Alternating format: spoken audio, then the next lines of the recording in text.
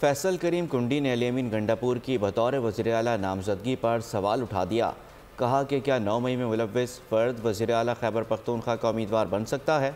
मुराद अली शाह ने पीर पगारा और GDA को निशाने पर रखते हुए कहा कि हम एक एक सीट का हिसाब देने के लिए तैयार हैं। रियासत से कि जो लोग 9 मई में मुलव्विस थे वो CM कैंडिडेट बन सकते हैं। अली अमीन गंडापुर साहब को उन्होंने नॉमिनेट किया है एज ए CM KP और मियां असलम साहब को गालिबन वो पंजाब का CM।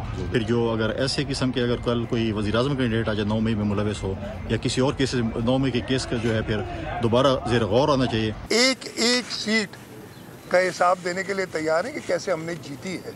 पीर साहब पगारा को GDA ने इस्तेमाल कर दिया कल। पीर साहब मोहतरम, उनसे कहूँगा अपने दोस्त बदल ले। मेरे ख्याल है ये आपके मुखलिस दोस्त नहीं है। पूरी GDA की जमात ने पीर साहब को झूठ बता के सामने खड़ा कर दिया और उन्हें खराब किया। इंशाल्लाह जितने भी ये लोग घरों में बैठ के लोगों की खिदमत कर रहे हैं ना, इंशाल्लाह सबके खिलाफ कार्रवाई की जाएगी। हम प्राइवेट मुलाजिमीन हमारे पास है और मैं इन लोगों को भी कहूँगा जो इखलाकियात का दर्ज देते हैं ना, जो लोग इनके यहाँ छुप के काम करें उनको वापस भेजें, इदारों का काम करें, इदारों की खिदमत करें।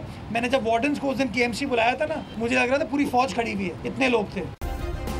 सब्सक्राइब करें और बेल दबाएं ताकि कोई खबर रह न जाए।